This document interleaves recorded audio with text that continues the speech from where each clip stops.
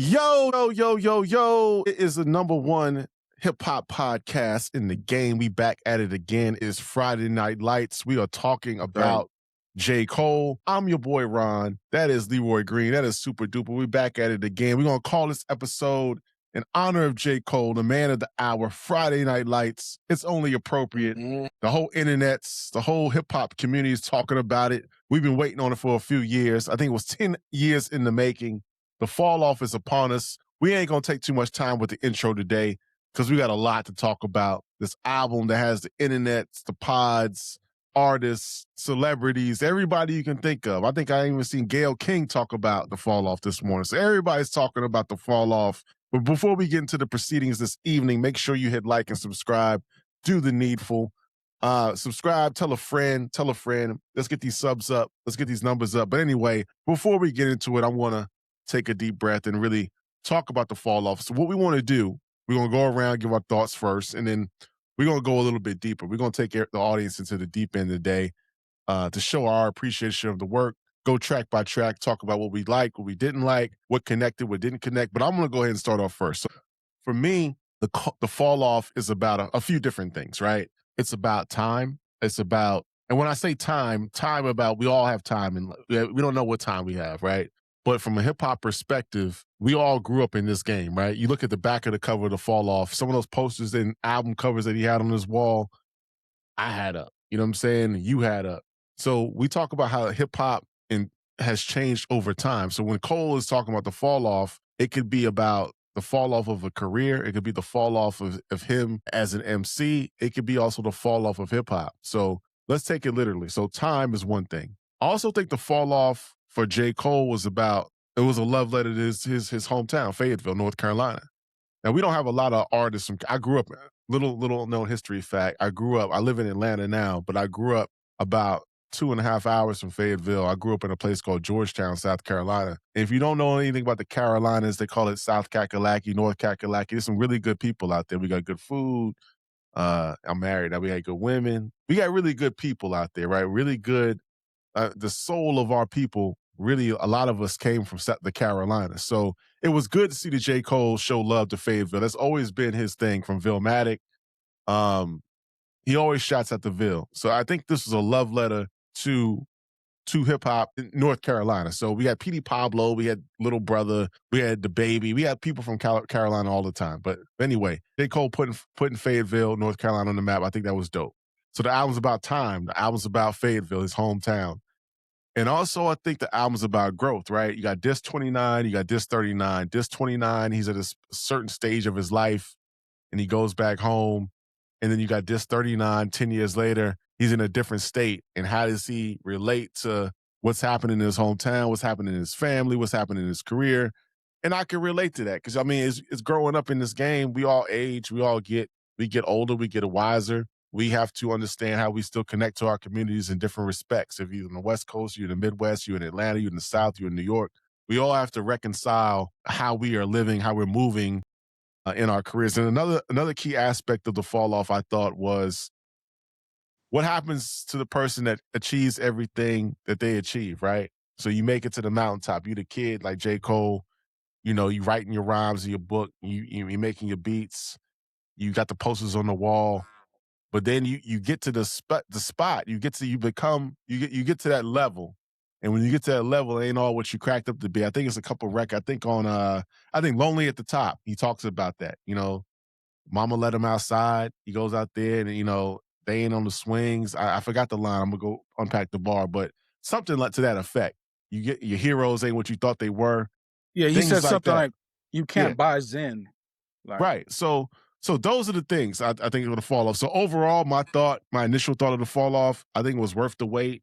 To me, it's about time. And these are simple concepts, not extra deep, but for his life and J. Cole's perspective, time, it's about Carolina. It's about Fayetteville, his hometown, DeVille.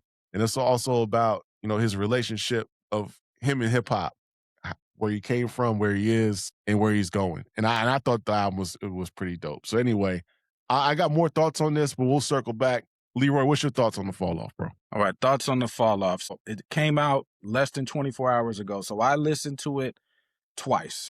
I'm gonna keep it a buck. And that second time, I didn't even get all the way to the end. I got to like maybe like 4 songs left. I still had to go, but I listened to it, of course, right?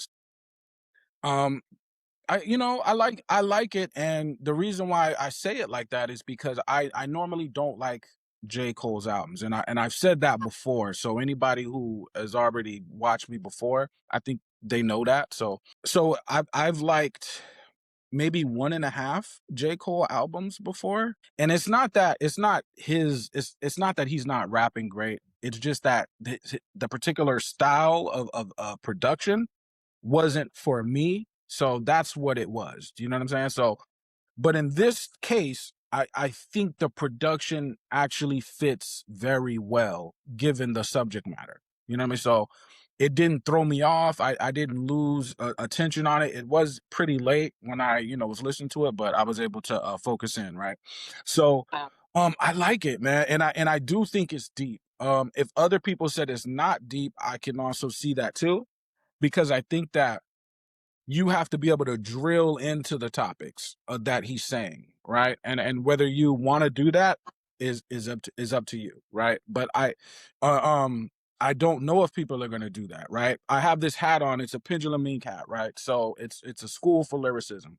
And the reason I'm wearing it is because Mickey Fax was involved in a battle this week, absolutely slaughtered the other guy.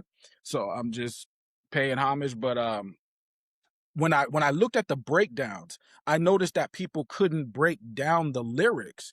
It was just a bit too dense for them. So what they're doing is they're describing what he's talking about. But that's not what he wanted them to do. He wanted them to break down bars. Like he said something about the X, right? I'm from the X, like Malcolm or something. That's not verbatim the line, but if you catch it, it's the X, the Bronx, and then Malcolm, right? So he was looking for like breakdowns, and that's not what people were doing. So I say that to say, with Cole's music, once you really drill into what he's saying, I do think it's deep. Yes, he's talking about Fayetteville. It's from what I understand, a 2-6 is a military. It's like Yeah. a code. It's a code for Fayetteville 2-6. Right. So, but is that like a military town or something like that? Yeah. So. Okay, so these are really real places. Like if you really venture off into these military towns, it's the real soldiers that live there. Their hand game is pretty efficient. If you know what I'm saying. I mean, they're soldiers literally. You know what I mean? I liked it, man. You know what I mean? And it was deep to me. We'll go by a track by track a little bit later. But the Fall Off, I believe this is his last record, right?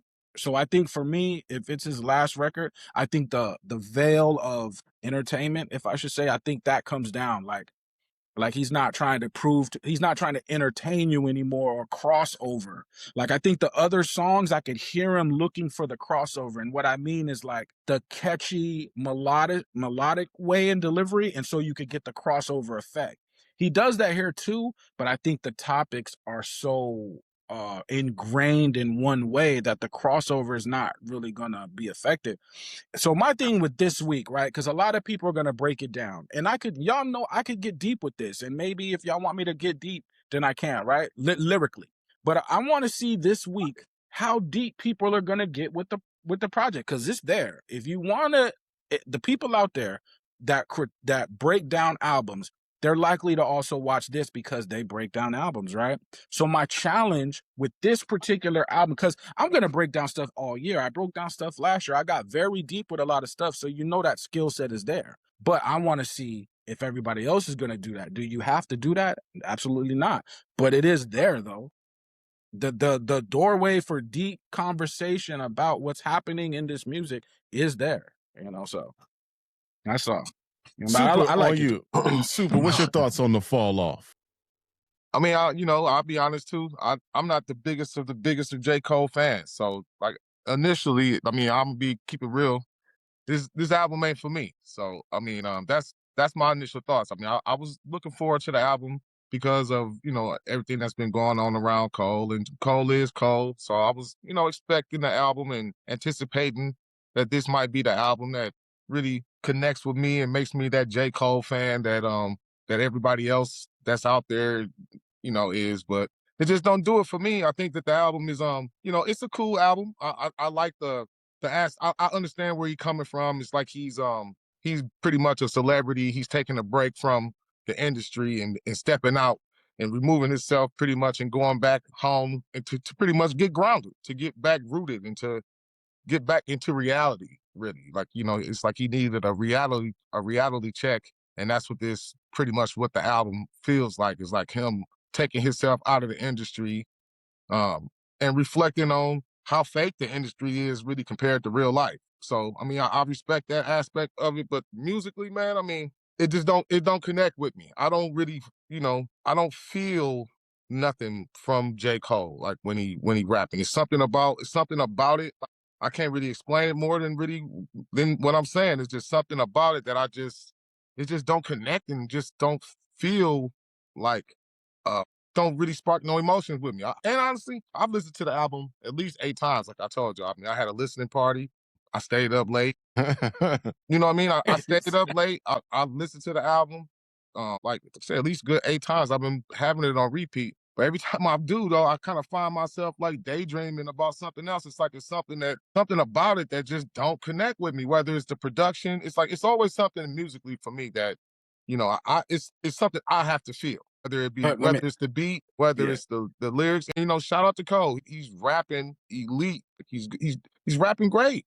But it's just that connection and that feeling that's just not there for me when I listen to J. Is he too in the pocket? Like, if you're in the pocket too much rhyming, then you may not catch what the person said because he's snug in the pocket. I hear everything he says. It's just no feeling to what he's saying. Like, to me, it's like it's just no feeling. Like even when he might even have a slick bar or two here, but it's like, I don't know. Maybe it gets, like I said, I'm not a J. Cole fan, but when I hear J. Cole rap, it's just like it's not that elitely great. You know what I mean? To me, I think that he's a dope rapper. He can rap, but I don't hear what y'all hearing. Like I don't hear what J. Cole fans. He stopped me in my tracks. I'm just being honest about it. Like, so for me, I think the album is pretty mid. I mean, it's not horrible. It's a double disc. It's a lot of songs for a double disc. It's a hard listen. I mean, it's hard to really pay attention to it for me. This is me personally. I don't know if anybody else can identify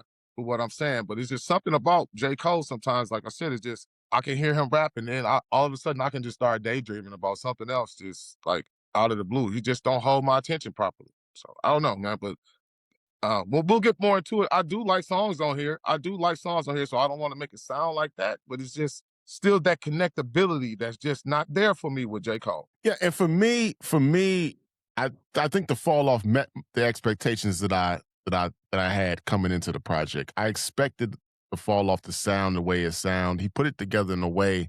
When I first, he wrote something on Instagram maybe a couple of days ago where he explained the thought process and he kind of explained the concept of disc 29, disc 39. To me, I got what I expected. I thought this was going to be a conceptual album. To me, this is like autobiographical. I thought it flowed consistently well throughout. I don't see too many misses. And again, and I wanted to give a history lesson. I wasn't the biggest Cole fan up until maybe 2-3 years ago, when he started doing the runs with Benny the Butcher, when he started doing the songs with Bia, when he did his joint with Yachty, you know what I'm saying? I agree. When he did a joint with Gucci, you know what I'm saying? That's when I agree. Well, you're right. Yeah, I want to get into it. That's when I started like listening. Like, man, this guy is really on next level on his pen, on his mic. J. Cole next level. You know what I'm saying? So that's when I started going. And I went Nobody's back, gonna care though. And then I heard the narrative, right? I heard the narrative, and I was like, preparing for the fall off. I went way back in his catalog, and I said, you know what? Let me hear what folks is talking about, because I heard the narrative, like, I listened to the albums during that time, but I really didn't do the deep dive into it, right? So I went back this week and I listened to Forest Hill Drive, and I listened, and really what threw me off, you kind of hear this J. Cole. You kind of hear a little bit of this J. Cole that we have now if you go back and listen to the off season. The off season is not a boring album. People said it was boring. The off season got some dope stuff. You got the joint with 21. The off season is boring. That don't make sense. Yeah, I mean, that's the narrative that if you listen to the internet, that's what people say if you don't do the knowledge on it. But the joint with 21 Savage was dope. The joint called Amiri was dope. The joint with Cam was dope. 95 South. He got the one album where he's hyped. Yeah, it's the one album he has.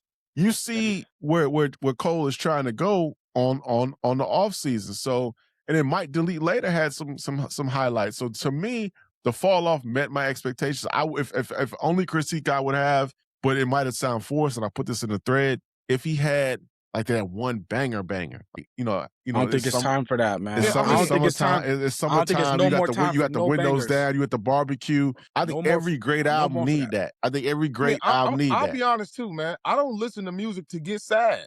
Like I'll get sad listening to J. Cole. It's like very depressing and like it's very like introspective. It's introspective. That's why we got to go there. Yeah, I don't listen to music. I don't listen to music to get sad or to feel bored while I'm listening to somebody rapping. It's just and for me that's what it's always been. I just can't. He just don't connect with me. He don't entertain me enough, and I don't feel him enough. Like let's get into it. So let's go track for track, because a lot of pods ain't gonna do what we doing. We're gonna go track for track. The intro, 29 intro. Again, I was hooked on the intro. I liked it. I thought it was dope. I liked the little country kind of twist to it. Carolina roots, Southern roots. I thought it was dope, right? And then it goes to 2-6. So let's stop there. 29 intro. What was your thought, Leroy? When the album first comes on, you push play. Super Leroy, what'd you think starting off the gates? What'd you think you was getting once the intro starts? 29 intro. Okay, so basically you're going back to your neighborhood and you're kicking it on the block. You're back on the block, so you see the people that you grew up with or you used to hang out with, and you're like, hey, what up? You know what I'm saying? So that's what it sounds like. You know, so it's real short. So that's why my response was short. Yeah. But I like the intro. To me, it sounded like a good segue to start the album. It sounded like him going home, like going back to the country. You know, him going back to the country, basically. So then we go to 2-6. What is your thoughts on 2-6? The video just dropped, by the way. I haven't had a chance to check out the video, but 2-6. Your thoughts on 2-6? So this is what immediately stopped me in my tracks. And he stopped me in my tracks for the first 13 minutes of the album or something. That was like 3 songs, right? So immediately it stopped me because his opening lines is something like, if I wasn't rapping, I could be the president. And he says something like, you know, if I wasn't rapping, I could be the president. You was good in school. Why you hiding your intelligence? Boom. That immediately stopped me in my tracks, because now we're going in a direction that hip hop doesn't really want to go, in my view. Everything I'm saying is my opinion, y'all. So I don't want to sound like I'm being condescending or judgmental, or I'm speaking about a growth process. When you're young, you're young. Then you get a little bit older, you learn more. You get a little bit older, you learn more. I think a 20-year-old listening to this album hears certain things. A 50-year-old listening to this album hears certain things. So when he said you're hiding your intelligence, we could take that as just a school bar, or we could take it as in rap, because I took it as in rap. When I listen to a lot of rap, I know these dudes in real life is highly intelligent. And that's the only thing that kind of irks me sometimes, because I know these dudes in real life is intelligent. Trust me. But when you hear the music, they don't speak on that, you know, and that just irks me. He said that stopped me. The flow switch on the second verse was dope. He said something like, you know, crack cocaine, now it's clout and fame, going viral, you hating, going viral for hating, careful with these melodies, smiling, going viral while infecting the youth and stuff like that. Now, these type of things, right, I think he's talking about different time periods, right? You have the crack era, a lot of hustle rap came out of that. Now it's clout and fame, so now people are chasing the clout and fame, so I think he's going away from that direction, is what I'm saying. You see what I'm saying? So that's what I get from the first song. Like, you're going away from what you think everybody else is doing. And I do think it's a lot of clout chasing, you know what I mean? Off negativity, you know what I mean? Because I hear a lot of it, you know, when someone's saying something positive, it really is not going viral. But when they're saying something negative, then it's going super viral. I'm like, come on, bro. You know what I mean? So that's what I think about the first song. Now, you know? if someone were to ask, that was a good breakdown, Leroy. If someone were to ask me, you know, what's Super favorite song, or what song would Super think find dope on the fall off, I would say Safety. So Super, did you when You say Safety Safety? came? I would think Safety would be a record that Super might Okay. like. I might It's be wrong. storytelling. I mean, the storytelling joints. So Safety's the next track. What'd you think of Safety, Super? I thought Safety was, it was all right. It reminded me of Nas One Love. It kind of got that kind of that vibe to it, like that like he writing a letter or somebody's writing him a letter, says speaking on what's going on in the town and whatnot. I thought it was pretty cool. I mean, it's not nothing. Listen, it's definitely it's a cool song. Like no problem with the song. No problem with the song. I mean, it was cool. I thought it was deep how he brought up, how shit his friend turned gay and everybody had to quit hanging with him and they turned their back on him. And the next time you seen him, he was in Atlanta dressing up in drag or whatever. He said he started to go speak to him, but he didn't. And whatnot. And, That's a poignant point though. And see, that again, it stopped me in my tracks. Like it just stopped me in my tracks, bro. Not to cut you. Go ahead and finish your thing. No, I mean, like I said, I listen to Cole, bro. I listen to him. I hear him, but it's still like I feel him. I would have did the same thing though, to be honest with you. and that's what I know. Hip hop's gonna turn it off. They're gonna turn the album off right there. And that's like too bad, you know what I mean? A lot of dudes the album's off right on that verse. And that's just unfortunate. Nah, right? I don't know. I think the point of that verse was that I know dudes, man. I know dudes out in the street. But it's like that's unfortunate. And here's what I'm saying, right? When you get to that part, because it's about a friend. One guy doesn't really ask him for money, and I respect that because he's like, I'm not gonna be asking for money, bro. Another friend of his, he's falling on tough times, and I respect that too. But then when he gets to the friend who is gay or whatever, right? His verbiage changes and he gets more aggressive. So even though he has, now granted, in his mind, this person is a person. The person's not, he could care less about the person's sexuality because he sees the person, but he knows everybody else sees the guy's sexuality. So what I'm saying is, he even said he himself was looking at I know. He did. And he gets more aggressive and he throws out a bunch of B words. He throws out the F word. He pulls the F word back. And I mean the F word, like the F word associated with that, those people, right? And he pulls that back, right? But I feel that is real life. Like the reason why he gets more aggressive is because he has to show he's tough speaking on that person, right? Because that's when you see that in society too. If you pay attention, you'll see an aggression coming towards that group, right? And I think that's real. And I think that he has love for this person, but he's not going to be able to show it because the minute he shows love for that person, he'll be branded as one of those people. And he knows that. So he has to, and that's the psychology. There's a deep psychology to that, man. Because in reality, and I'm gonna let you go. Don't mean to get louder or cut you, but in reality, if you're seeing a person like that, and if this person's a cross-dresser or whatever it is, you're not seeing the person. You're seeing the outer image of the person and then drawing your conclusion off the outer image, even though you may know this person for real.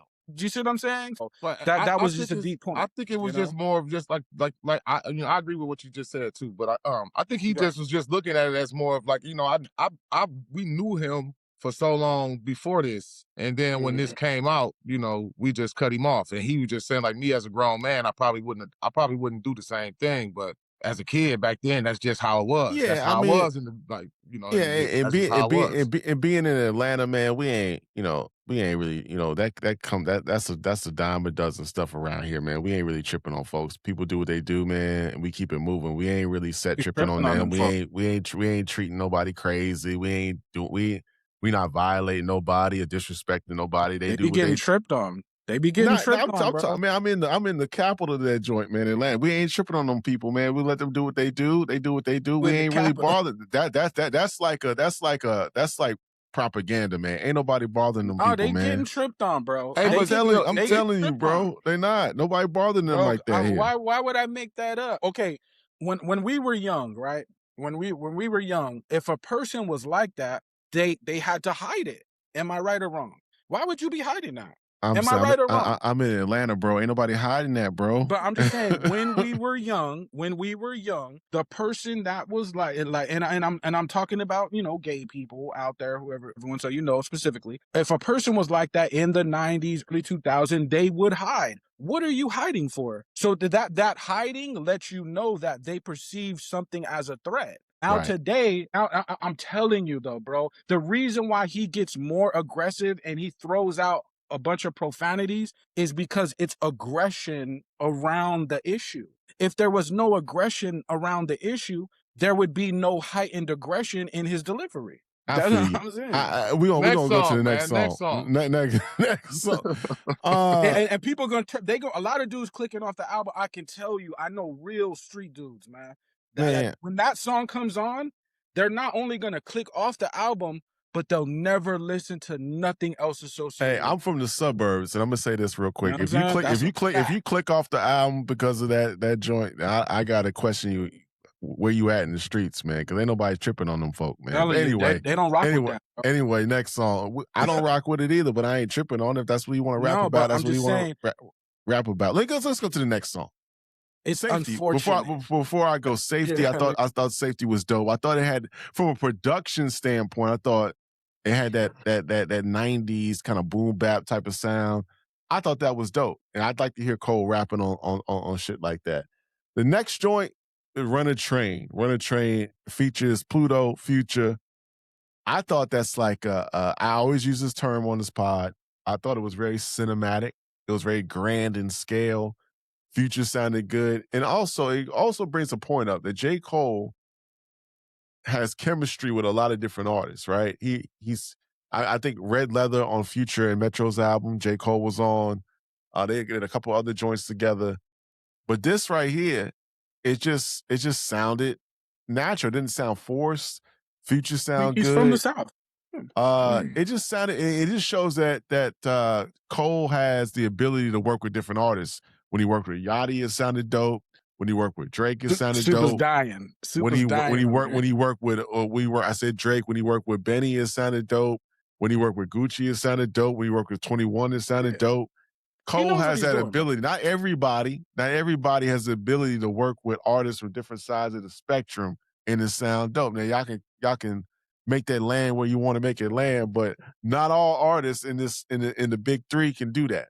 But anyway, I thought this album was dope. This to me was a highlight of Dis 29, and I think I want to see a video for this joint. It sounded like a movie. It sounded big. It sounded grand. And it was the first really big moment of the fall off for me. What say you, Super? I totally disagree with you on this song.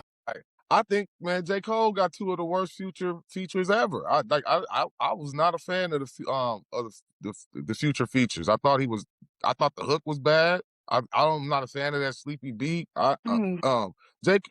Cole was spitting on there though. He got some nice bars. I like how he was saying like it's funny how a few dollars can change minds, and you know what I mean. I like a couple of lines in there. The song is cool, but no, I'm not a fan of the Future feature on there. I actually was going to bring that up I was going to bring that up in my thoughts on the album. The features are horrible on here too.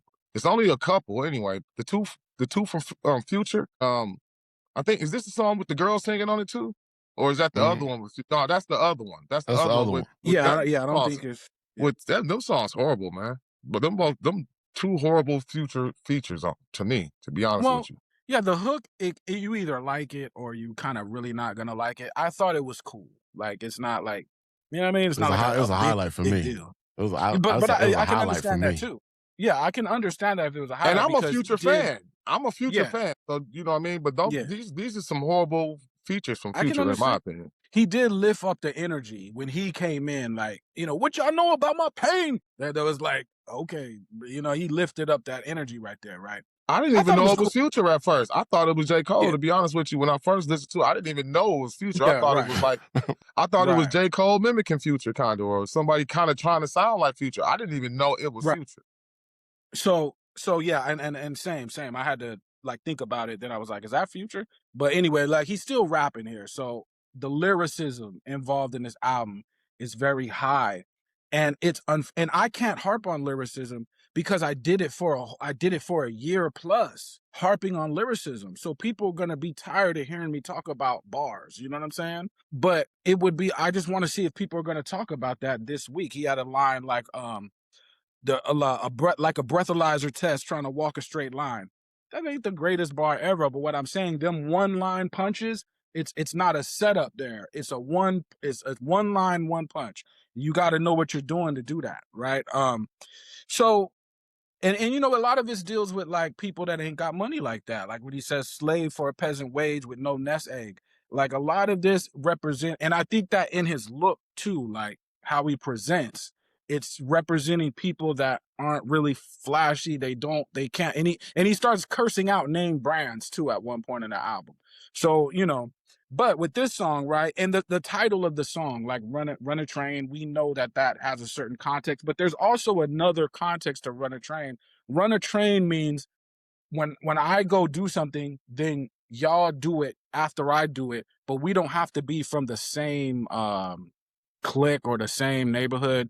It means like we're doing the same thing. It doesn't have to be, you know, what we would think it means off top, but just Run a Train means follow my lead is basically what that means. You know what I'm saying? And that message, again, boom, it stopped me in my tracks because we have an issue here between groups of two Black people that are not recognizing that they have the same common enemy or the same common problem because they're too busy fighting each other. So when he says run a train, he's saying when I jump this enemy, y'all jump this enemy with me. So it's both of us jumping the enemy. And that was powerful to me. And now I know people are gonna be like, what are you talking about? But you just gotta run it back and remember what I said, like that phrase run a train is not just one meaning. It means follow my lead.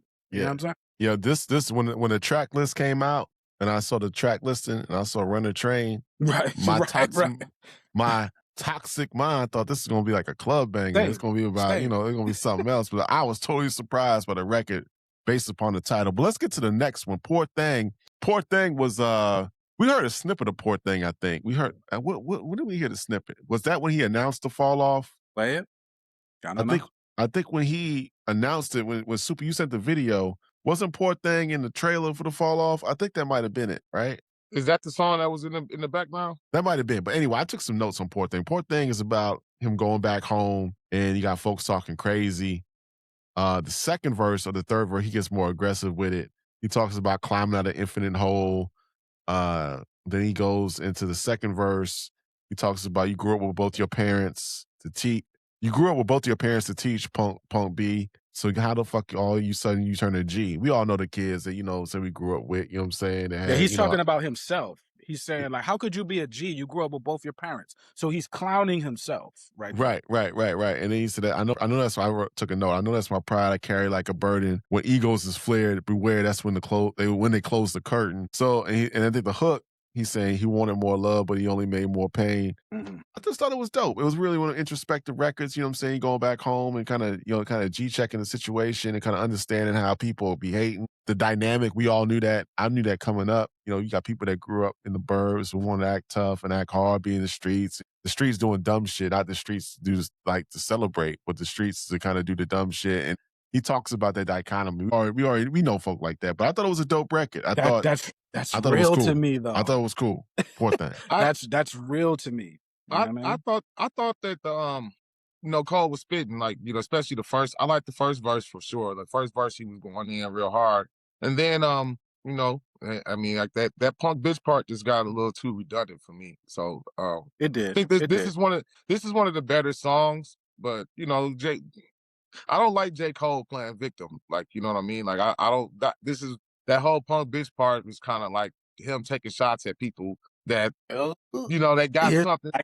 That got something to say about him, or that critique him. You know what I mean? I really think J.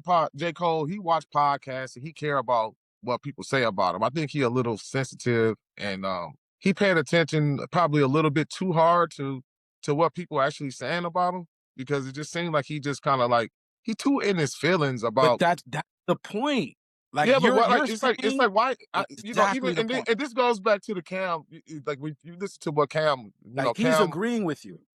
just got when Cam was trying to explain why he was ended up suing J. Cole, right? I mean, did y'all watch that? Did y'all catch that at all? No, I didn't even catch that. Y'all didn't catch it. I mean, it's pretty.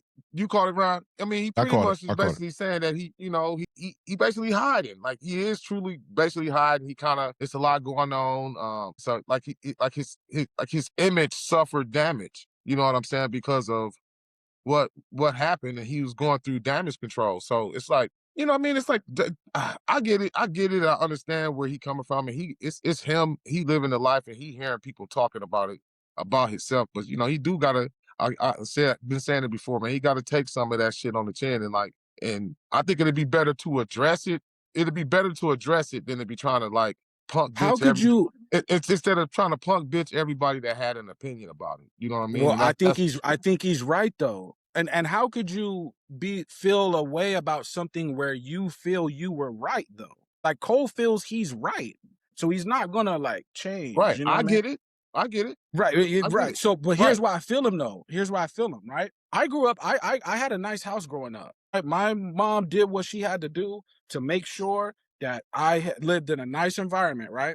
So you go down about 5 miles one way, and I'm in the hood now though. Right. So I had to go down there because I'm working with my producer who lives in the hood though. You feel what I'm saying? So and Tracks a Million. Y'all look up that name. Rest in peace, man. But if y'all look up that name, Tracks a Million, y'all know that's legendary as far as the Bay Area goes, right? So I grew up with him, right?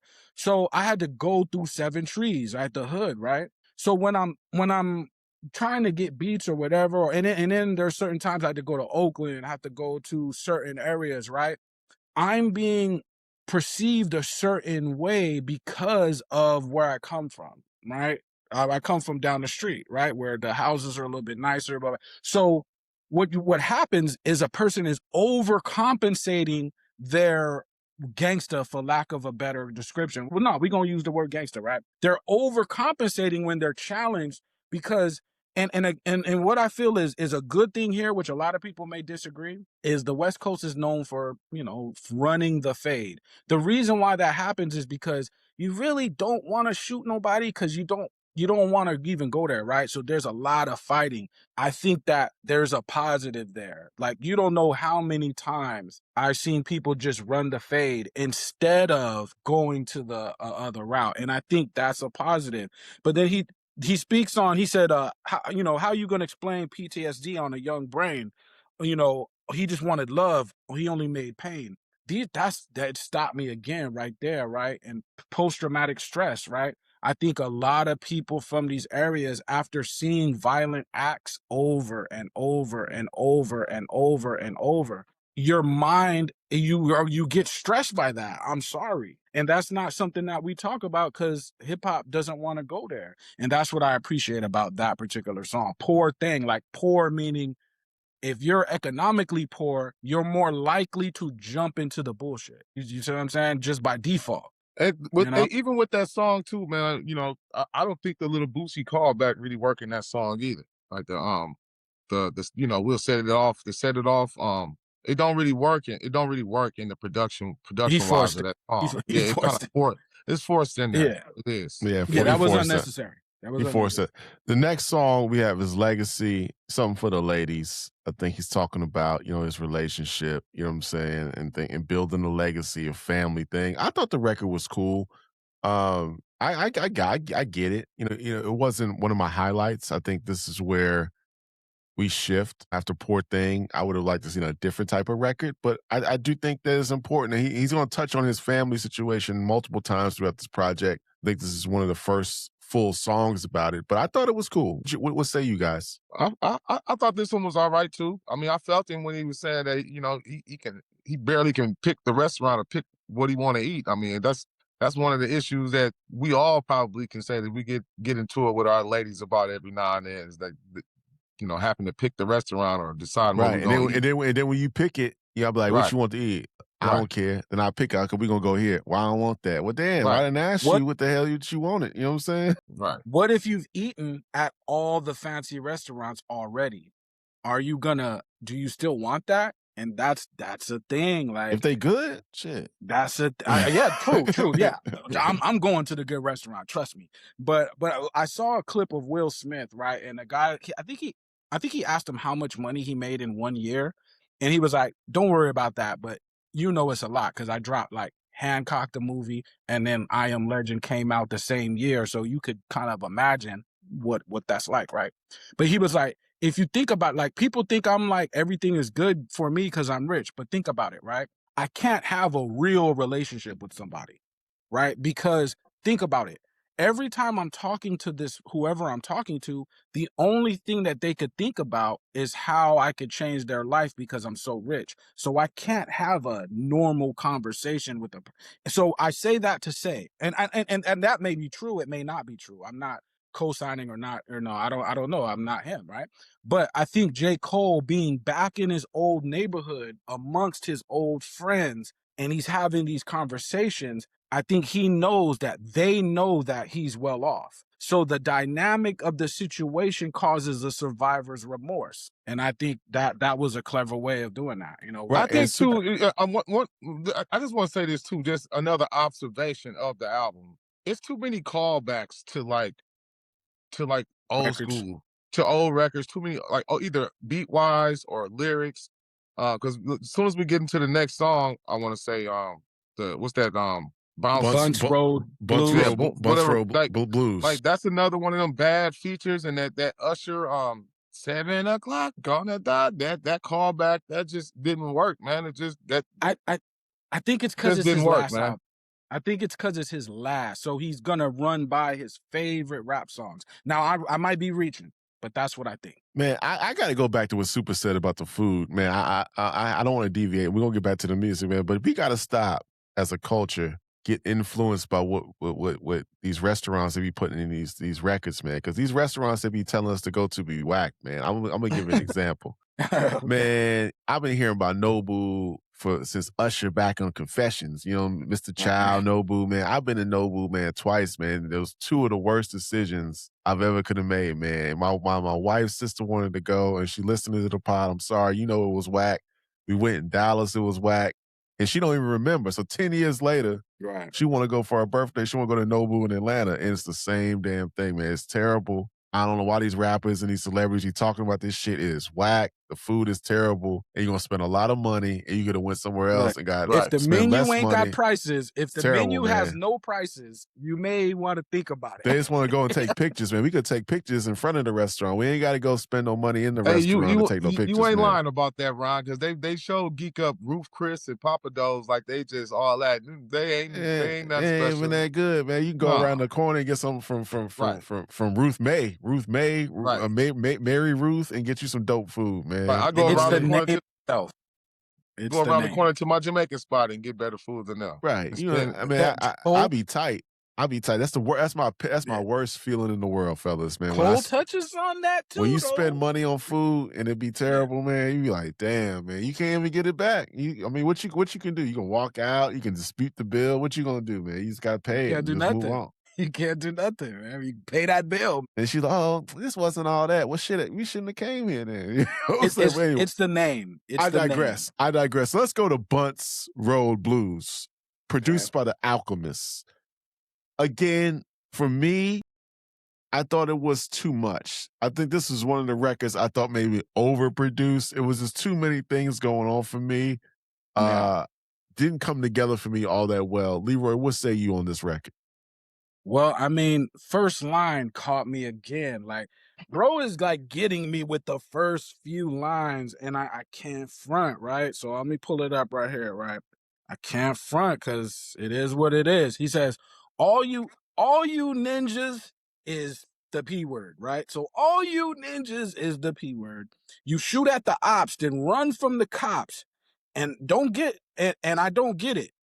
I ain't suggesting you fire your weapon at the 12, but hell, why in the F do you feel that ninjas that's looking like us who deserve to be killed, meanwhile Capitol Hill been making it easy for us to stuff us in cells? Now that right there, come on, man. You know that, like, that stopped me right there. You bust on the ops, then run from the cops. I don't understand. Now I do understand, but I don't understand. Now he talks about growing up in a broken home. I don't know what this brother's home is like, but I do know in a broken home there's certain examples that you're not going to get, right? So you're more apt to make mistakes, right?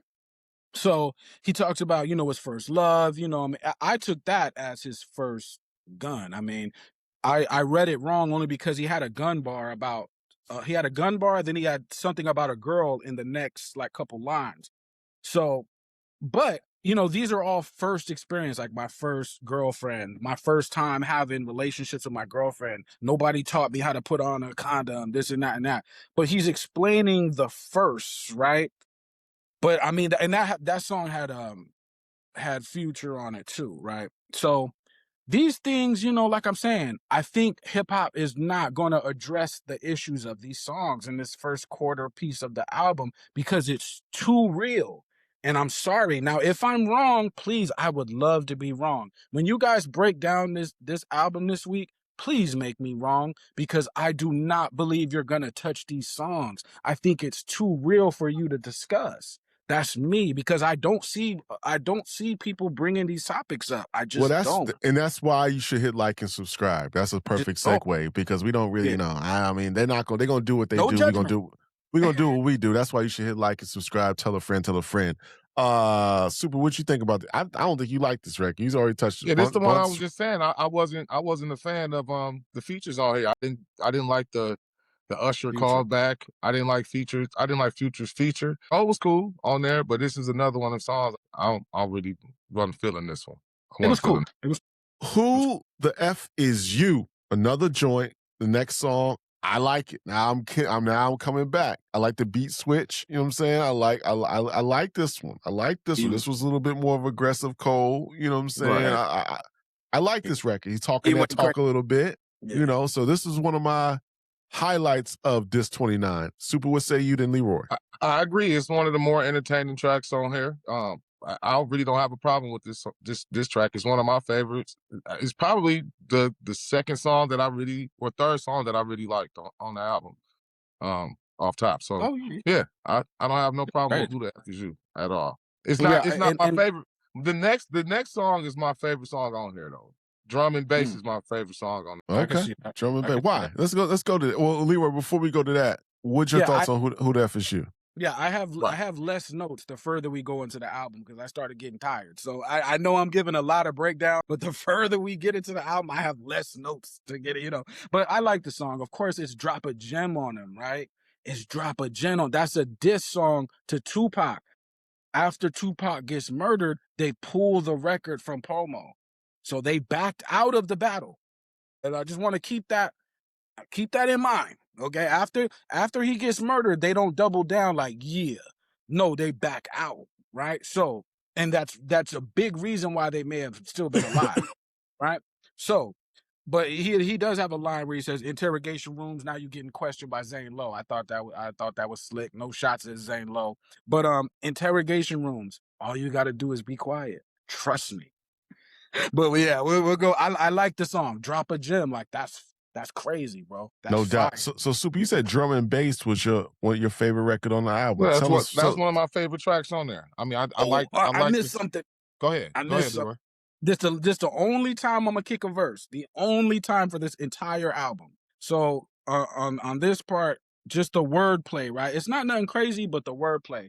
Every bar is a part of a murder wrath. Call Peter, tell people chopping a bird in half, breaking it further down, whatever it's earned the math. Exchange pounds for dollars and never converted cash. Welcome to the South where we serving dirt and grass. The streets ain't safe. I prefer the deserted path. Walking with my Walkman, one day I heard a blast, loud enough to shatter the earth into thirds. I gasped. Hauled ass with my legs turning fast, straight past the victim with hobbling, hurting bad. Heard slick talk, tried to take half a brick. They say payback's a B. I guess he incurred a tab.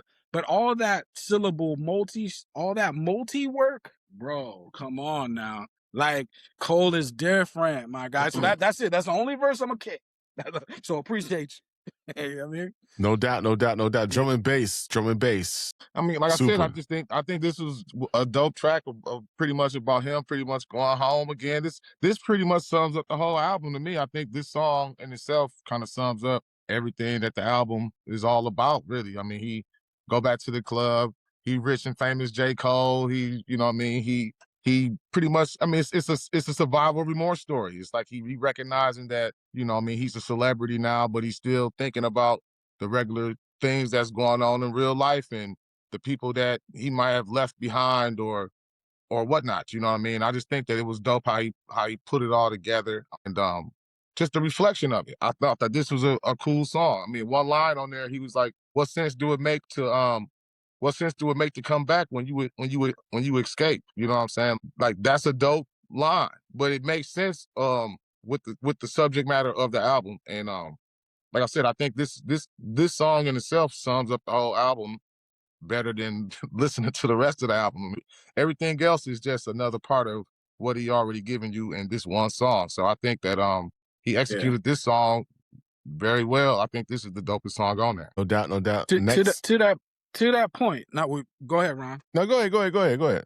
To that point, right? He's famous, right? So all the lights is on him, and his face is recognizable. So for all the guys out there that want to be that dude, right? So textbook 101. If you're that dude, that means everybody knows what you look like. So it causes you to be a bit more careful. So if you notice the end of the song, he's talking to a girl. Now, you ever had that dude that like wants to fight you and you don't know why he wants to fight you?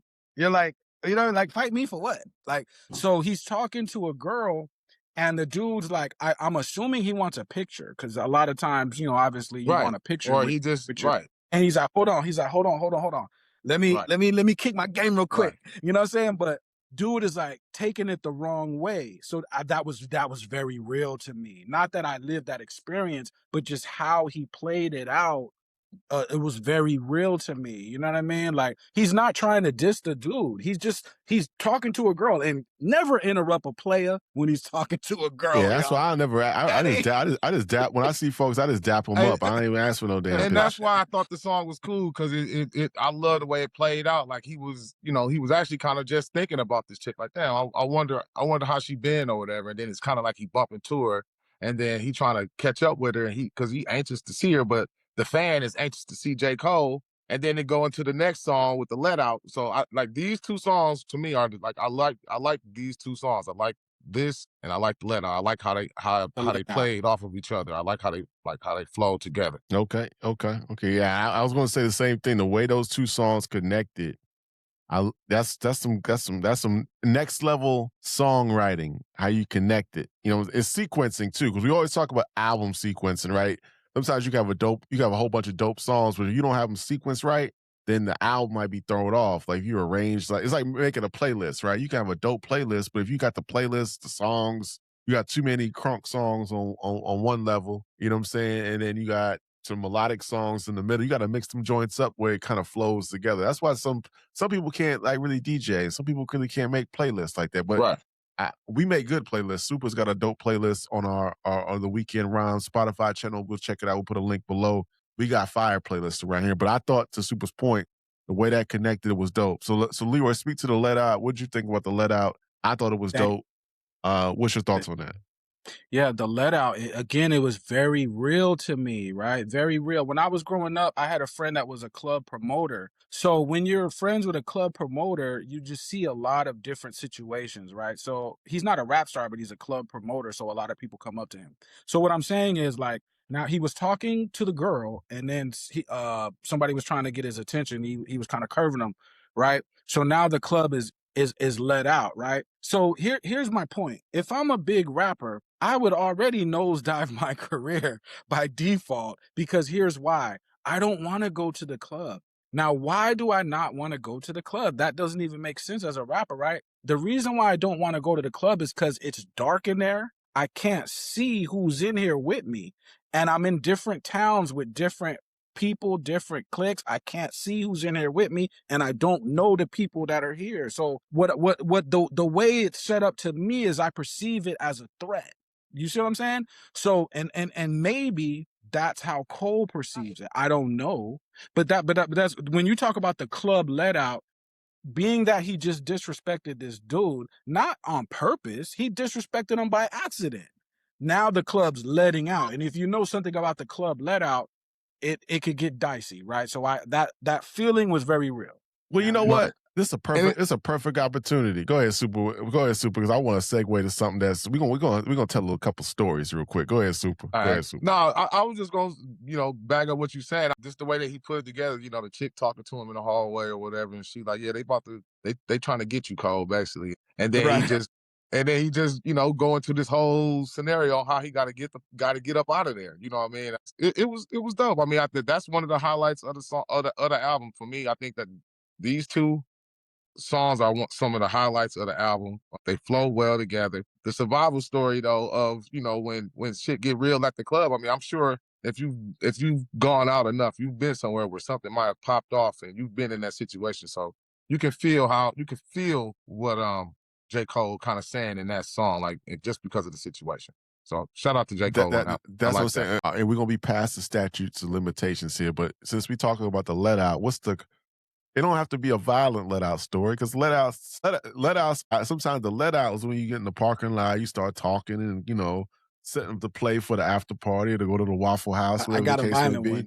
What's a let out story? But you got a violent one, so we'll let the violent one go last. So what's your let out story, man? I got a violent one too, but good. It's not funny, but and you know how it's time to go. So like the club let out. So we leaving out the club, and one of my homeboys, female, giving them the eye. So we grab her hand, but she was with a dude.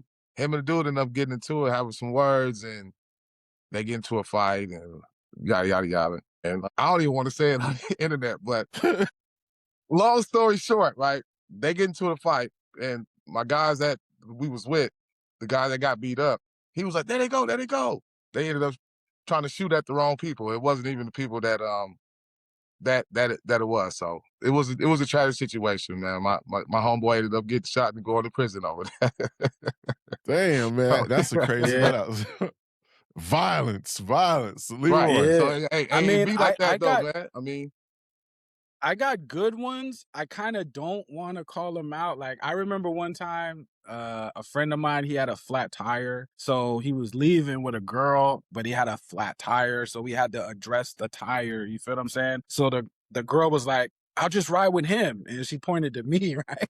So I'm like, I'm already tipsy. I'm trying to go home. It's late. So I'm like, all right, whatever. But don't let your girl go ride with me. Like, that ain't going. You could have seen, what happened. Like, you know what I mean? So that's one thing. But also, though, like, I've seen people like lose their life right in front of me at the club let out, like directly in front of me. Like, dude is finito. He's gone. He's never coming back.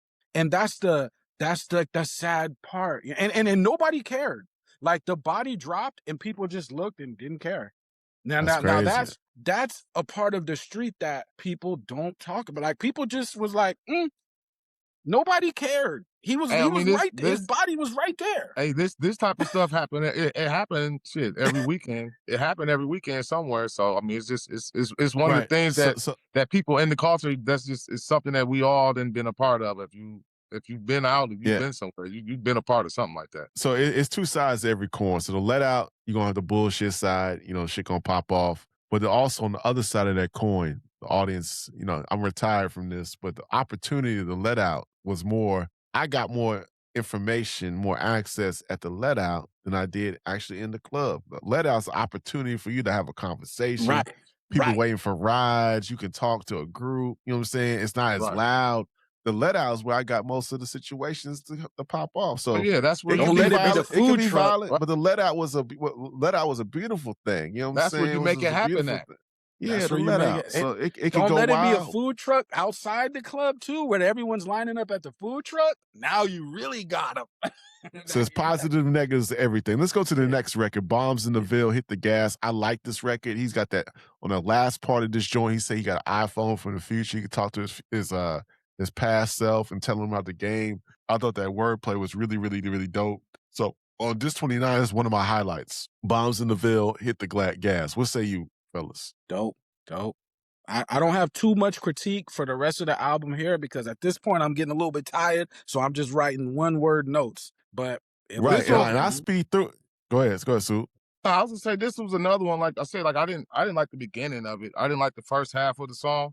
Like, but when he did the beat change and when he you know, like I like the second half of the song when the beat kind of switched over. But the song concept wise is pretty. It's a cool song. I mean, he pretty much having a phone call with his younger self, and you know, he have his kids speak to his younger self, and he pretty much giving his kids game from his younger self, whatever, you know what I mean? Like, it's cool concept wise. It was straight. I mean, it is what it is. It was a cool concept album. No, you know, fame is a drug. Doubt. It's basically the end of the lesson. Fame is a drug, and he just putting himself up on game. And you know, like one of the points in the song where he was like, you know, he when his younger self seen his older self, he cried, like, because he never wanted to be old, basically. It sounded like he looking at himself like, damn, you old? Like, we made it, you down there 40 years old? Like, it's like a self-reflection that J. Cole do. You know, cool concept-wise. I'm not the most entertaining song, because like I didn't like the first half of it. I did not like it. So I can understand if somebody might have skipped it. But the second half of it is dope. That beat change is dope. And he's spitting on there. So shout out to Cole on that. Right. He dropped that jewel to him that life is it's not a film. It can't be rewound. You know what I'm saying? So he's dropping that knowledge. Then we get to Lonely at the Top. I like Lonely at the Top because again, it's that feeling like you have accomplished something in life. You ever accomplished? Hold on one second. You charge this up. No, I got. I mean, on this one, make it. This one is like Lonely at the Top is another one where, like I said, I think you know, it's another good reflective. He reflecting and thinking about it like, damn, like it is lonely at the top. Like when you, it's a reflection of even the industry. Like when you get where you want it to be and you finally get there and then you get here and you like, this shit is not, it's not what it's meant to be. Like, you know what I mean? I just think that he, on there, he kind of frustrated that the people that he was looking up to or the people that he thought was so big in his eyes at one time, when he see it and when the veil is revealed, it's a letdown. And he just looking at it like, you know, this shit is all disappointing. Like I worked this hard to get here and it's not really satisfying. You know what I mean? I feel him when he's saying that. I can understand. Right. I remember, man, you know, we was trying to make it. You know, Mike and I back in the day, we would go, you know, with the LA and, you know, go to these Grammy parties, and you get to the Grammy parties, you know what I'm saying? You know, it's like, man, you know. Right. Yeah, it's fake. It ain't what it is. You know what I'm saying? This ain't what it don't look like it they do on TV. Like our perception of it was not the reality. These folks just lame. You know what I'm saying? But anyway, go ahead. Imagine. No, go ahead. No, go ahead. Imagine if everybody was nice to you.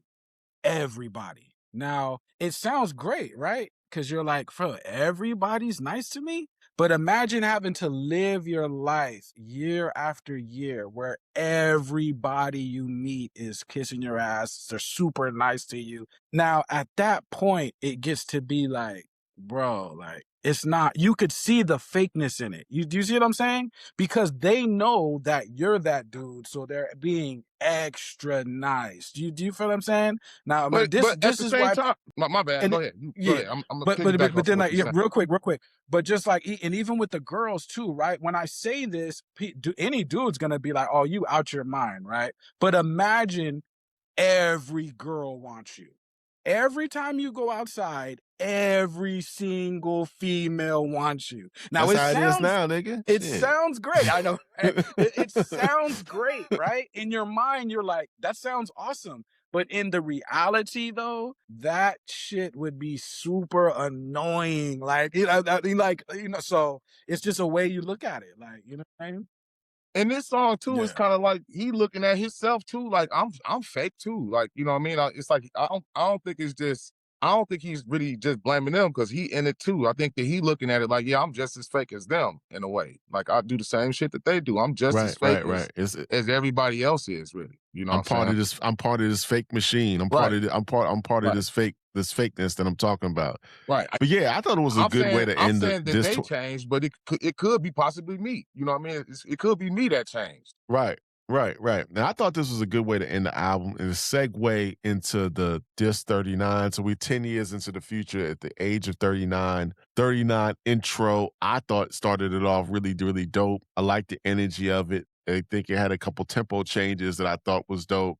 I liked it. I liked it. I think people I would hear people on the internet saying they like Diss 29 the best. I'm And they didn't disconnected. like Diss 39, but after my second or third listen to the album, I actually appreciate Diss 39. I think Diss 39 is dope. You got the 39 intro, then you got the one we heard where it was Diss 2, track 2, the fall off is inevitable, talking about his life in reverse. Then you got the Villas. I thought those records are dope. I think Old Dog comes in. Then you got a life sentence where he's talking about his wife. It's a play on words, you know what I'm saying? Most time we talk about a life sentence, we talk about, some imprisonment, but life sentence, he's talking about, his woman and his relationship. So I thought this 39 is not as off of what people are saying in the reviews that I read. I think fall off is inevitable. The Villas with the Mobb Deep flip, the Old Dog joint, life sentence. I like it. I like the beginning of the Diss 39. What say you guys? The second half, I think I like Disc 1 a little bit better than Disc 2, but I understand. I think he kind of pulled back the energy on Disc 2 and kind of made it more melodic, more just cool, you know what I mean? Because I think he needed to. I think the first half of the album is really serious, and then by the time you get to the second half, you kind of try to ease up off the gas a little bit, you know what I'm saying? But so the Villas, I thought that was super dope. I know some people might get annoyed by that because he has the Alchemist old school beat sample, but then he has the Outcast hook on there. But I think I think he's just running by songs that really influenced him. I think this is his last album. I'm pretty sure, but maybe somebody correct me. But the one thing that I thought was ill, right? I seen a video about Old Dog. I'm talking about Old Dog from Menace to Society. And basically what the person was saying is, what if Old Dog doesn't exist and it's only Kane that you're looking at the whole time? Because if you watch the movie, Old Dog has no backstory. He has no parents. He has no address. He has no history. He has nothing. So who is Old Dog? And you only see him around Kane, but then when Kane gets in trouble, he disappears. So it's like, what the person was saying is Old Dog, it is Kane. And I think the entire album is that. I think what he's saying is you have Kane, and then you have Old Dog, which is the rapper. Y'all are seeing Old Dog. You're not seeing Kane. You know what I mean? So I think the whole album encompasses that concept, and people can follow kind of what I'm saying there. You know what I'm saying? I think this too is like loses the feeling of the theme of the album. I think this like it don't feel like the first disc, like I said, the first disc we all can agree that this feels like he's going back home and he's recognizing him and, whatever. He's getting a reality check and he's reflecting on it and putting it in song form. But the second disc don't really it don't have that feeling. It's not like a continuation. It feels like a whole together different album. The intro itself, right? It's too long. Like it takes I wish they would have broke that up because like the second half of that intro when he started rapping and doing his thing on there, I like that part, but it just takes so long to get to it. I wish that would have been separated, to be honest That's with true. you. But, That's true.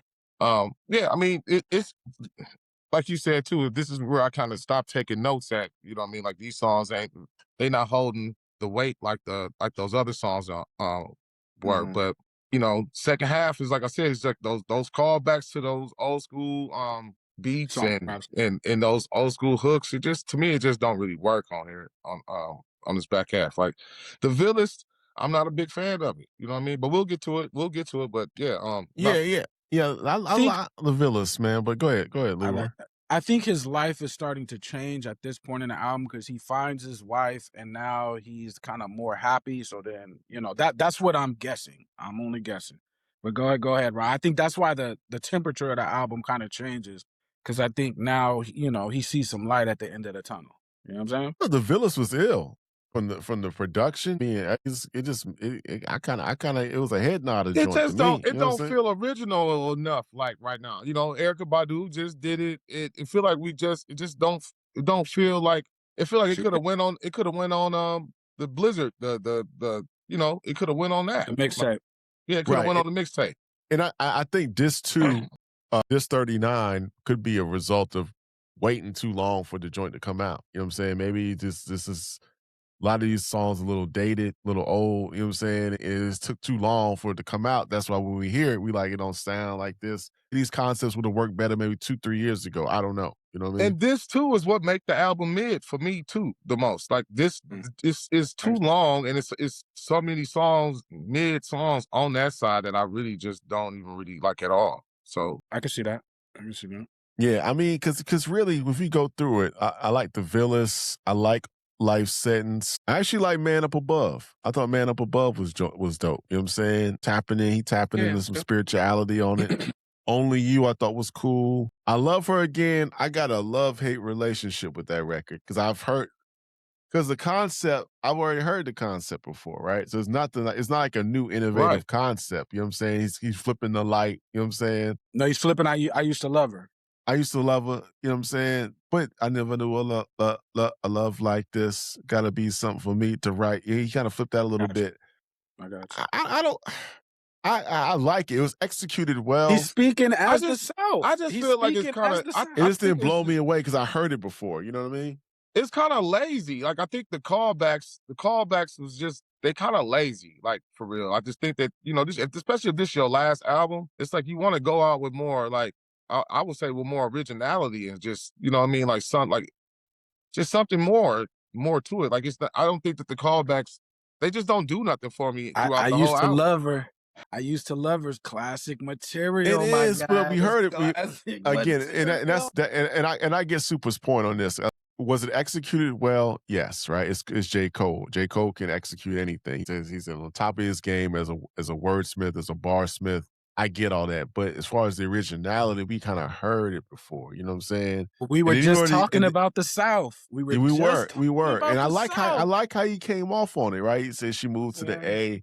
I get that. I get all that. Right? But then you got the Villas, which is a callback type of joint, and then you got the fall off is inevitable when he's rapping and rewind, and people are going to automatically bring up Nas. You know what I'm saying? So maybe it's too many callbacks on this 39. It should have been more of you got to him. set it off with Boosie. You got the Usher lines in the bounce song or Bounce Road Blues. It's just like a lot of the callbacks is like they just don't really work to me. And if I was, and I'm not in the camp, you know what I'm saying, the Dreamville camp, but I was executive producing the album, I would have the first album, this 29, that's reflective. I'm going back home. I'm at the age 29. I'm back in my environment. I would have had this 39 talking that talk. You know what I'm saying? Just talking like, some first person shooter, some, you know what I'm saying, some crazy talk, you know what I'm saying? Yeah, go ahead. I really wonder if this too is It's a Boy. The It's a Boy album, because of like the songs and like he's singing, and it seemed like it's more of like something that probably would have. I wonder if that's what it is. He just said, forget it. I'm just gonna put It's a Boy on here. It seemed like it would kind of, just because of the way it just changed up, it's like a whole different kind of album. Right. Well, but then he goes into the because you mentioned Man Up Above, right? So you got that. He starts cursing out the designer clothes, you know what I mean? But that's not his thing. He's not into the designer clothes like that. But then he goes into the Pac and Big song though. So even though he's doing a bunch of callbacks, by the time he gets to the song What If, about Big and Pac, and I know that's gonna rub a lot of people the wrong way because they're gonna be like, who is he to talk about Big and Pac? I understand. But let's say, right, for the sake of argument, let's say Pac has his situation at Quad Studios, right? But then he doesn't beef, right? Let's say he comes out with an energy like he's still making his stuff, but he's not calling out Big though. Them brothers would have probably still been alive. Now, let's say also he apologizes, or either one apologizes. I'm not going to put it all on Pac. Let's say either Pac or Big or the labels or Puff or Suge or somebody finds it in their soul to just say, you know what? Beef is squash, bro. Whatever I did to disrespect you, I'm sorry. We moving past it. If that happened, they might still be alive, my G. I know that's gonna rub people the wrong way. I thought the song was just. I thought that song was Yeah. corny, man. I just thought You it know was. what I mean? I thought it was corny. It was like after school special-ish. It was corny. Hey, man. Yeah, I think if there's one song I think you could remove from the album and I wouldn't be upset about, it'd be What It's If. too ambitious. I didn't like the joint that Kendrick did on GNX, you know what I'm saying? And I don't like this one either, you know what I'm saying? You ain't like Reincarnated? Nah, I didn't. It was a miss to me. You know what I'm saying? I just think, again, to me, I don't like what ifs. We did what ifs on the other pod. I think I said I don't like what ifs. You know what I'm saying? I like what is. You know what I'm saying? But And that's an important point though, man, because the whole time I was around in that problem, but I don't know Pac. Now, I knew people that knew Pac personally because I'm from the Bay Area. So Pac is living in LA. The people in the Bay Area that are older than me, my friends have always been older than me. They knew Pac personally. He wasn't a rap star to them. This is their real friend.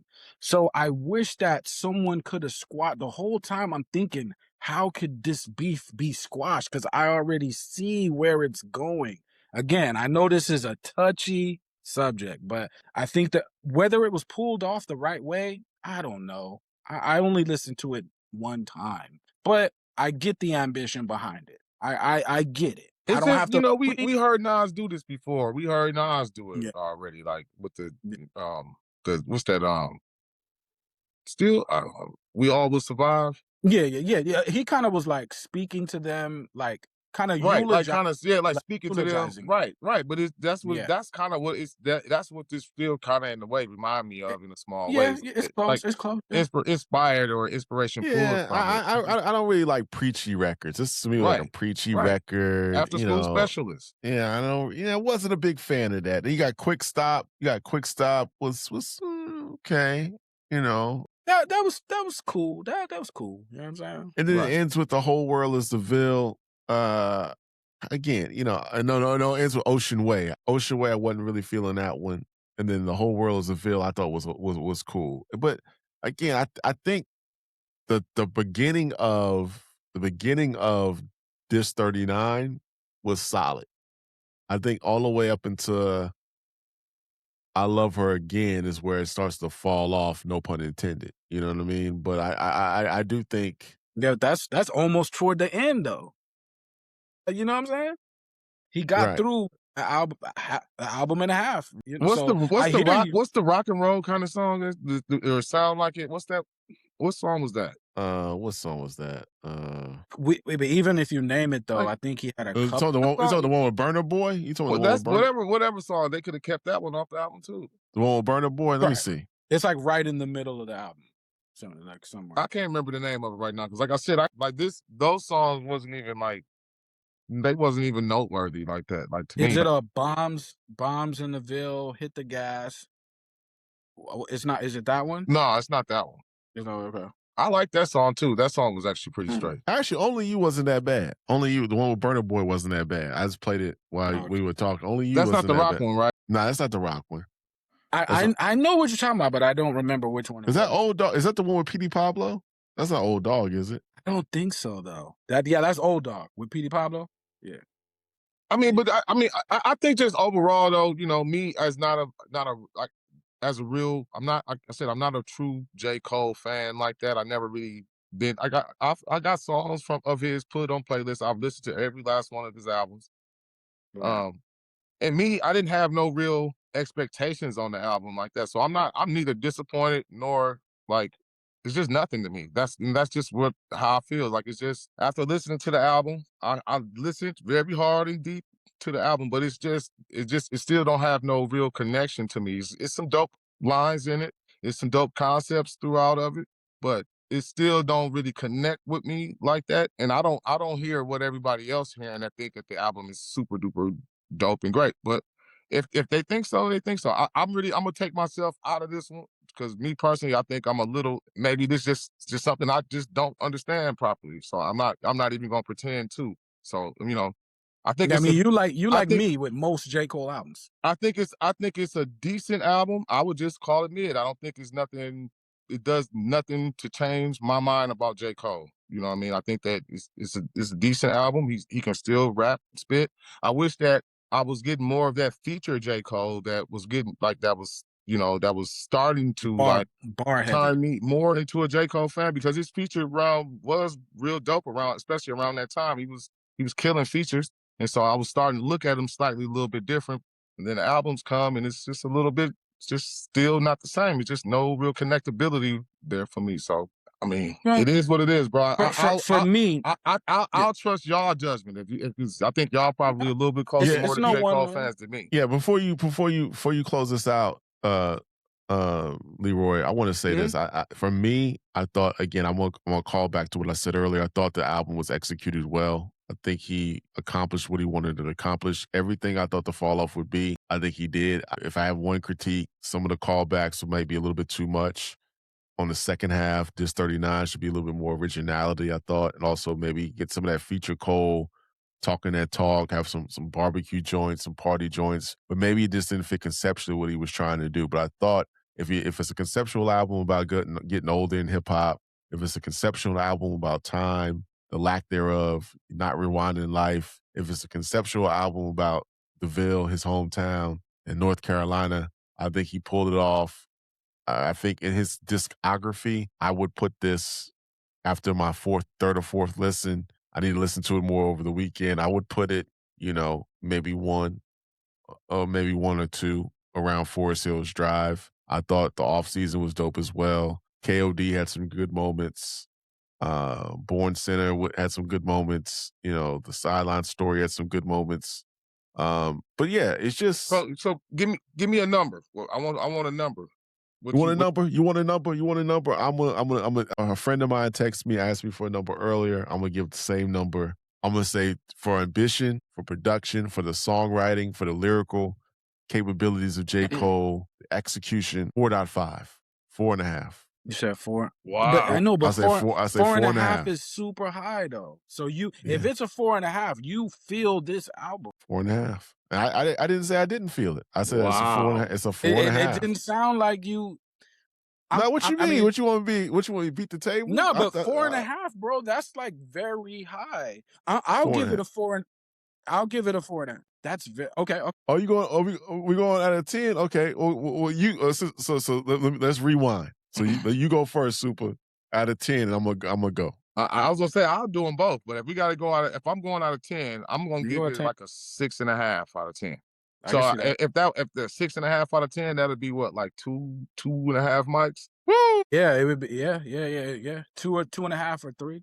But I mean, I can see that though, because if that's what it is, how you heard it. Out of 5, I'm going 4.5, and out of 10, I'm going 8. You're going 8. Okay, so out of 10, out of 5, I'll go 4.5. Out of 10, I'm gonna go 8.5. You know what I mean? And the reason why to me, I gotta give it high praise is because I'm not a J. Cole fan. You feel what I'm saying? So for me to not even be a fan, this man has been out almost 20 years and never caught my ear. Never. And then all of a sudden, you catch my ear. Like I'm saying, he stopped me in my tracks several times in that album where I had to go back and be like, did I hear what I think I heard?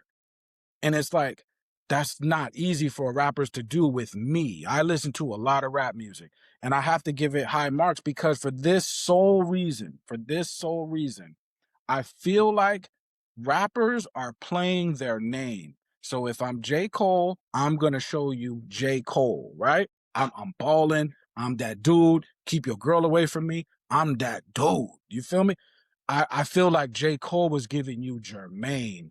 I don't think we heard J. Cole on this album. And I wish that rappers give me your government name. I don't mean literally, folks. I mean in the music now for 2026, I want to hear what your real life sounds like. That's going to make the music way different. Way different. Because now you got to tell me something real. Like I said, I think the album is decent. But my problem with the album is that it's really like, it's a flat album. To me, it never like take you up, down. It's just a flat line. The production is that. Right. The production is just a flatline produced like album where it's like almost every song is not I ain't gonna say every song is similar, but just the tone is very throughout the that's true. album is it don't That's really true. take you up or down. It don't really have you, it don't send you through too much. You know what I mean? That's I think true. that's it's like it's not it's it's slightly emotionless, you know what I'm saying? Like for me, you know what I mean? Like I listen, I'm listening and I'm hearing, but it's just I know something what you mean. missing. It's just something missing from it. I can't really explain it, bro. I It really it is very straightforward, kind of monotonish, kind of right. yeah, it I don't hear you. have really no major I hear highs. Like it don't, you know, and then it do got a couple of lows on there, but it don't have no real major, like, you know, no, like it don't, like the Drop a Gem joint. It doesn't have a lot of those. It has one of right, those. You know what I'm saying? It right. has one, and then the rest is just a cruise down Fayetteville lane. So I understand what you're saying there because I agree. Like every time I listen to a J. Cole album, it goes down one lane. And that's what always just it kind of irritated me. You know what I'm saying? So if someone else says that, I'm not gonna argue that point because I've been there, you know, Yeah, most I of his just career. need to be it sparked me emotionally somehow, some way. Like I said, whether it's with the beat, whether it's with the rhyming, and like I said, it's not that he can't rap or he trash. It's just like it's just the way that he kind of The vibe. delivers and the way that it's his voice and stuff too. It's like it's a whole total package to him. Like I said, it's like I find myself really trying hard to listen to J. Cole. Like I have to really I have to really focus in. I can't like put it on and just really enjoy it and listen to it. Cause if I do that, I'm gonna start daydreaming. It was real hard work for me to like sit down and listen to his album and pull out some notes because it's like I said, I'll start daydreaming about something else while the song is on. But I can see that. when you really focus in and you really, well, at least for me, when really focus in and I pay attention, I can pull out some of the good stuff. But it's just when you just listening to it on your own free time, and like you It's not said, popping out. it don't pop out enough. It don't catch you enough. You know what I mean? And any of these songs, like I said, I thought the songs that we were just talking about, the ones that went back to back, Let Out and the one I thought those was like really some of the best songs on there. I like 2-6. Drum and bass. Yeah, I thought 2-6 was dope. Safety was cool. I'm not, like I said, not a big fan of Running Train. Poor Thing started off nice, but then I'm not a real big fan of the punk bitch parts at the end. You know what I mean? Like that, he kept that going on a little bit too long, and that's kind of lazy for J. Cole. Really, that rhyme scheme it's kind of beneath him, to be honest with you, like for real. But um, all I think, yeah. Go you ahead, go know, ahead. no, just overall, I mean, I like about, I would say, a good 6 to 7 of these songs out of the 24. You know what I mean? And I think that's bad to me. I mean, I think that's a bad thing. That's Yeah, not below good, average. especially for a double CD. I mean, this might be the weakest double CD of all time. No, Man, of all time, man. I don't know what the weakest come one on, man. We ain't. Nah, I think I was gonna say the opposite, man. I think this is a solid double CD. I think it's one of these albums you got to really sit with for a little bit.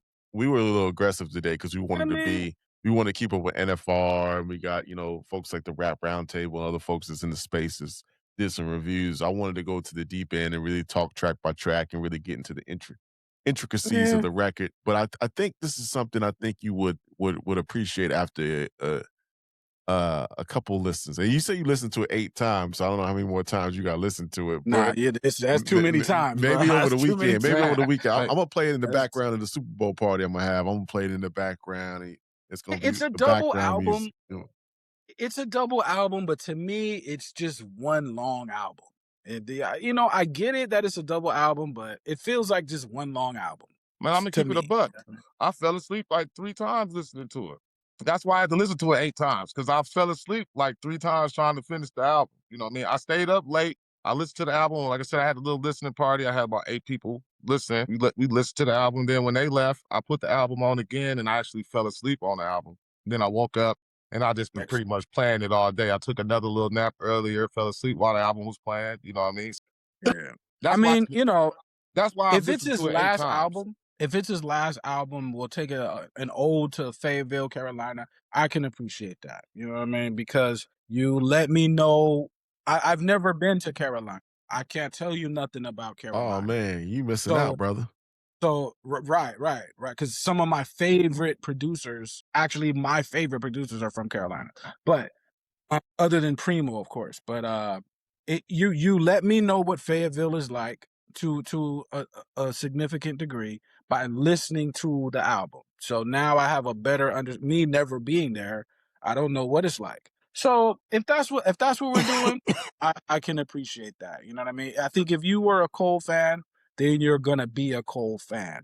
Me going into it, I was never really. I mean, I was more of an ASAP Rocky fan than I was a Cole fan. So you see how far away I am from J. Cole musically. You see what I'm saying? So it was cool, man. But I give it high praise because I think he's giving you his real life. And that right there, my friend, is what I don't hear a lot of rappers do. I know they say they do, but I can tell when someone's telling the truth. You know what I mean? I mean, just as far as like musically, right? Because in your music, you sound like a Marvel character. Like everything you do is awesome. Every day is awesome. Or you have your bad moments, but you overcame them too. He doesn't overcome everything here. Some of the problems is too great for him to overcome, so he just give up. Now that to me is like real life, you know what I mean? Like he has survivor remorse, he can't get over it. Yeah, and it's like that's real life to me. Like you're not gonna win every problem, my G. Not every problem. You know what I'm saying? So I appreciate that because I You know, never hear. I think one of my problems and hangups with J. Cole too is just that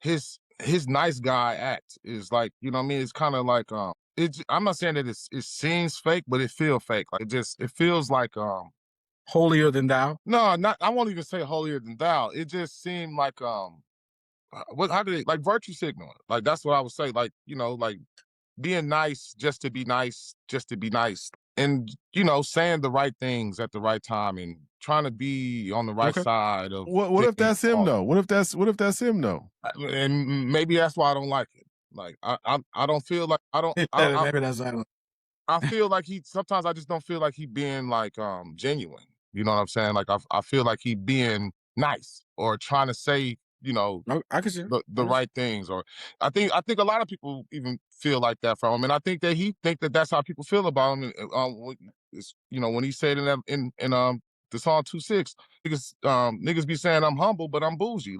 Like really, I Right. think that it's something that I think that people do feel about him. Like it's fake nice. It's a fake nice thing that's going on, and you gotta say that you like and you love J. Cole, or else you're not a good person. You know what I'm saying? It's like I get that feeling from J. Cole and people that like J. Cole, because when I asked them like why what is it about him? What is it? Show me, like, put me up on game on why you really think that he's so dope. Like show me the Yeah. bars, play me the songs, something like that. You really don't get no answers when you're really talking to him. You know what I'm saying? A lot of the times, like maybe I haven't met a real life, real J. Cole fan that know his music properly that can do that. But most of the ones, like one of my guys, we had this argument all the time.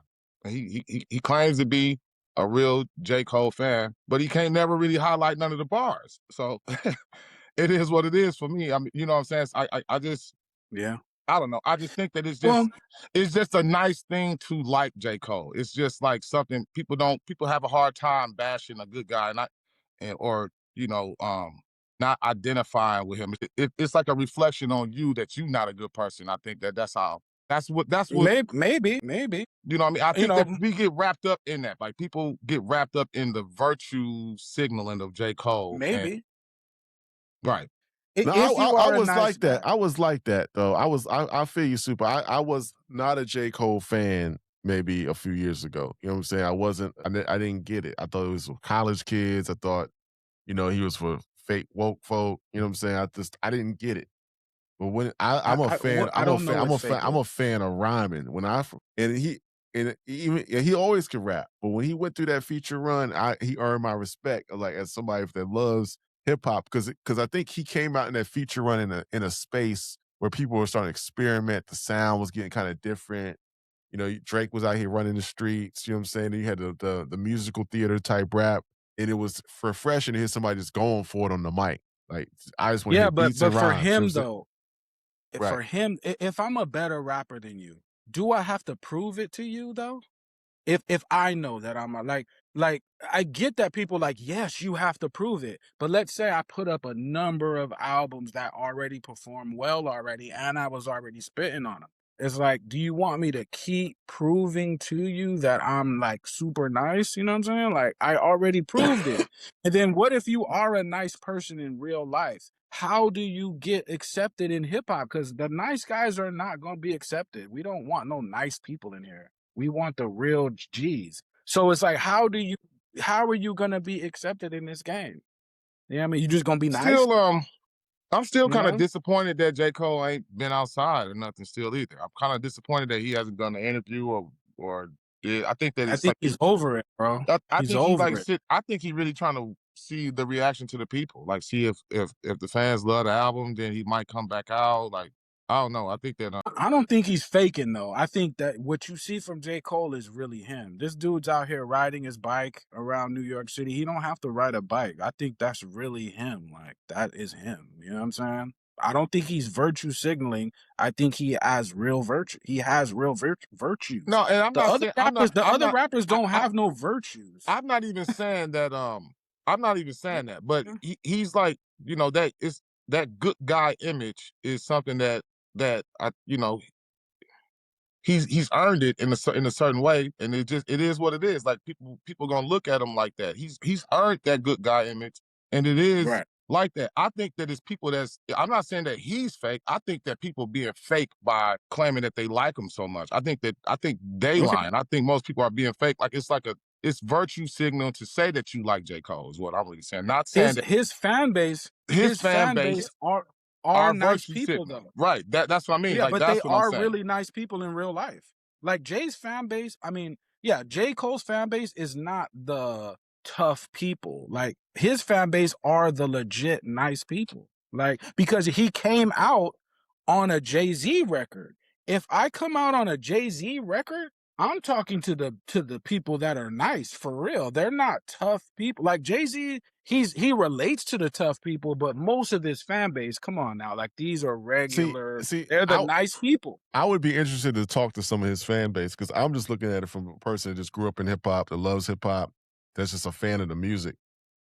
And I'm just listening to the music. You know what I'm saying? I ain't interested in your fandom or your social media feeds. I'm just listening to the bar work. And for me, Cole separated himself. And I've been saying this for a very long time on this pod.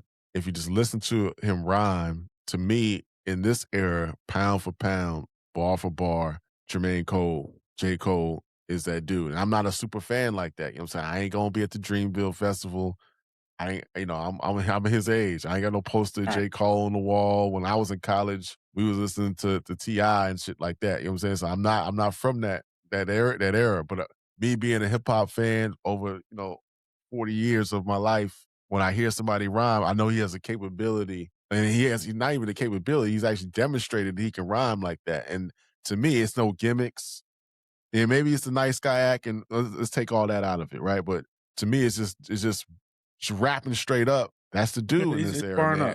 I mean, from bar up. I mean, I can't name me somebody else that's like that on the mic. I don't see it. But that's why I think he doesn't want to battle too. Because when he goes outside, people are gonna say, "Oh, bro, you're one of the nicest MCs, or you're the nicest MC." Well, if I'm taking you serious, then I don't want to battle then, because you're already telling me I'm one of the nicest already out the gate. You feel that?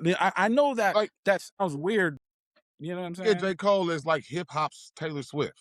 You know what I mean? Like people, like everybody, they just like her or whatever. You know what I mean? Like you're supposed to like Taylor Swift for whatever reason. If you don't like Taylor Swift, you a bad person. Like something wrong. Like, and that's all I mean. Like she I mean, always that smiling. makes sense. She always That kind of happy. makes sense. It's like if you don't like Taylor Swift, you a bad person. It's not nothing wrong with Taylor Swift. It's not that like it's like he's the hip hop That Taylor kind of Swift to makes me, man. sense, though. That Yeah, but makes Kendrick, sense.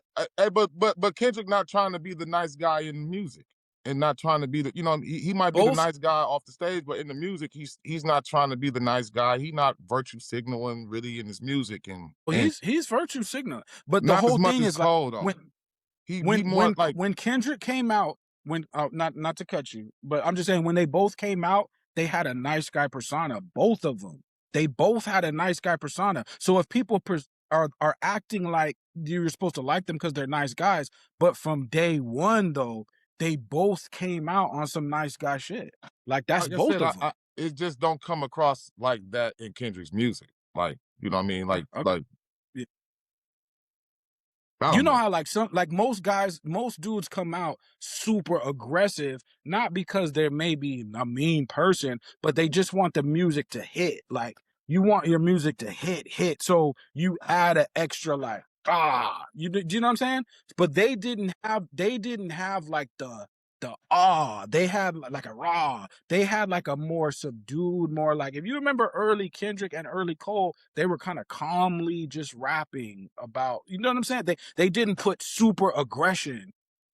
Even though I wasn't the biggest fan of the Blizzard Blitz or whatever it was called, I did Right. like The I did like the aggression that he was rapping with, like just period. Like Me too. you could almost you could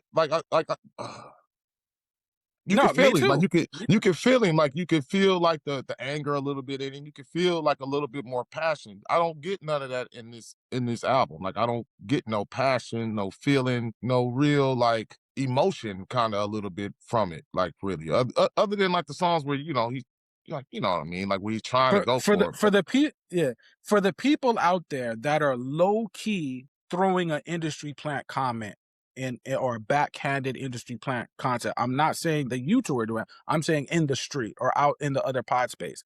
Let's say that they are what you deem them to be, right? I would rather it be them than to be another type of person because they could have picked a different person with a whole different outlook, a different everything. I would rather it be Kendrick and Cole because they could have picked somebody else that's way more like trash. You know what I'm saying? So, I mean, I just want to put that out there. They could have went and got somebody that's trash and then made him the #1 rapper. So I just want to keep that in. Like they actually took some guys who could spit though. They And can spit. not to even Yeah. not to cut you off, but I wanted to say this because I was thinking about this too. I thought it was kind of like out of order for him to not have JID on the album. You got two garbage Future features on here, and you don't have one JID feature after talking all I've that heard stuff. that. And you know what I mean? Well, That's that might come. That might come. I heard they created a whole album together, so that may come as a mixtape down the road. okay. You know what I'm saying? So we might see that. We might see. They might be keeping that in the tuck. Before we get out of here, make sure you hit like and subscribe. We are the only hip hop podcast so far that I can see on my internets and my YouTubes that did a track by track breakdown. So give us that like and subscribe. Don't We give went them the no extra mile ideas, for man. y'all.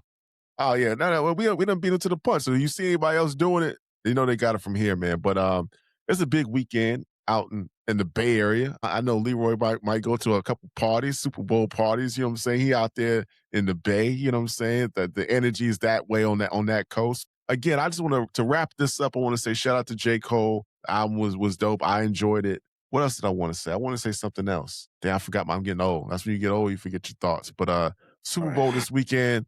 Let's give a pick. Who you got, Leroy? The Patriots or the Seahawks? Who you got, bro? I mean, I'm West Coast, so I'm gonna go Seahawks by just West Coast. You know what I'm saying? I'm a Niners fan. I didn't have no choice. Everyone I knew in life was a Niners fan growing up, so I didn't have no choice. No doubt. Super, who you got, man? I mean, I'm going for the Hawks. I'm not mad at the Patriots. This is one of them ones where I have no emotional attachments to this one at all. So it's all good. I mean, whoever win. But I usually in these situations I usually go for the older vet. So I'm gonna ride with Sam Bernard and root for him to get his ball. Drake May can wait another year. Go down. Now we got an interesting Super Bowl. Shout out to LaRussell. LaRussell's gonna be doing the pregame, I think. Rumors that Nicki Minaj may pop out. Not Nicki Minaj, I'm sorry. Cardi B might pop out on Bad Bunny's set. I'm hearing that. I'm hearing rumblings that she gonna be in the building. You know what I'm saying? I know her dude Stephon gonna be playing for the Patriots. Do y'all think that that Benito is gonna break that Kenny record? You know, this is a different type of halftime show. Y'all think he's gonna break the record for the most views and streams? It's a kind of different type of audience. What y'all expecting from Bad Bunny? I think for one, I think it's gonna be impossible because for one, this is like this Super Bowl ain't even like popping like that. Like the teams that made it here ain't like I could see this probably being one of the least watched Super Bowls in a while. So just dealing with that alone, I don't see him breaking the record. And I mean, it might be, man, this America, man, and this time and climate and how people thinking, they might boycott his performance. You know how these people be thinking, man. So I don't know, man. I wouldn't be surprised if MAGA turned the TV off during the Super Bowl performance. Yeah, they're gonna on do that. purpose. They're gonna do that. Yeah. So But MAGA's turning off all of you. All of you are getting turned because most of the rappers are not what their cup of tea. But it's hard to tell. I think it's a performance game. So if you have a super awesome performance, then maybe. But it's a performance type of game. Like I don't know what your performance is gonna be. So I knew Kendrick was a very strong performer and the beef was brewing. So you add that energy on top. So it's like, I don't know. You know what I'm saying? It's gonna be tough to be. So the Super Bowl next year is going to be in Los Angeles, and the year after that is going to be in Atlanta. I got a prediction. I think next year we're going to see, and I'm not a fan. I think we're going to see we're going to see an iced out Super Bowl next year. You know what I'm saying? Iceman going to be in the building, and he might bring out J. Cole for first person shooter. Big as the Super Bowl. You know what I mean? I'm gonna leave it on that note. You know what I'm saying? That's the Super Bowl that's going to break some records. That's going to be out of here though. But I think those days are over, man. I think the days of having like no substance in your music at all, I think that's over. Man, regardless, man, that man, he deserves a Super Bowl, man. He got enough hits for a Super Bowl. Drake's music I'm keeping my promise, no man. I substance. told y'all. I'm done with Drake. So when that album come out, y'all on y'all own with that one. I ain't even reviewing. I'm not mad at Drake. I'm not even reviewing I am mad Iceman. at Drake. I'm mad at Drake. I can't get over the lawsuit. Listen, I can't get over the anti-Semitic, not like us lawsuit. I can't get over it. I got you. I'm done with What Drake. I want you to do though, when an Iceman drop and they got them things turned up at the club, you gonna walk out? What you gonna do? You gonna walk out? If it do what it do, I'm easy. gonna hear it, but I'm not reviewing this album. I'm not doing no review of Drake's album. Ron, if you go to a female up in the club and you say, "Hey, can I buy you a drink?" and she says yes, was that really hard to do? I don't do that. No, I'm just. I'll say me. Right? Okay. Yeah. If I say, "Okay, let me buy you a drink," that's easy. Doesn't take work. So what I'm saying is, if Drake comes out here and gets the ladies excited, that's not a far jump. Like that's very easy. Like that's not hard to do. And I said that before, man. I respect the females for sticking by Drake. I can't any of us hip hop head and us men, man.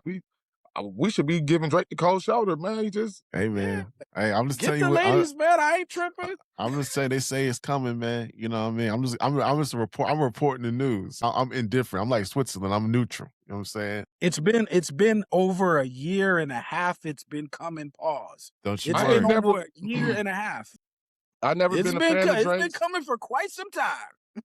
I never been. When is it going to get one of them situations where I can be honest. I've never been a fan of Drake's. So I've never. I said this before, bro. I've never played Drake on purpose. I've never gotten my car and threw on Drake. I've never played Drake on purpose. Yeah, I actually was a fan between 2009 and 11. Between 2009 and 2011, I was a fan of Drake. I'm not gonna front. But then you keep serving me the same plate. You keep serving the same meal. So after I'm getting the same meal, I'm like, bro, you already cooked this meal. I'm saying you cooked that already. You know, on that note, we don't want to take away from J. Cole's shine. Today is about J. Cole. Today is about the fall off. We're gonna leave it on that note. Make sure you hit like and subscribe. Hit us on X, Twitter. What else we on? We on Rumble. We on Snapchat. We on TikTok. Whatever the case may be. We might be on Threads. I heard Threads is popping. We might jump on Threads. Whatever the case may be. Hit like and subscribe. Let us know in the comments what you think about the J. Cole album. Was the fall off everything you expected?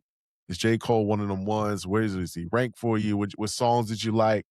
Anyway, hit like and subscribe. We appreciate you. You could be anywhere in the world, but you chose to be with us.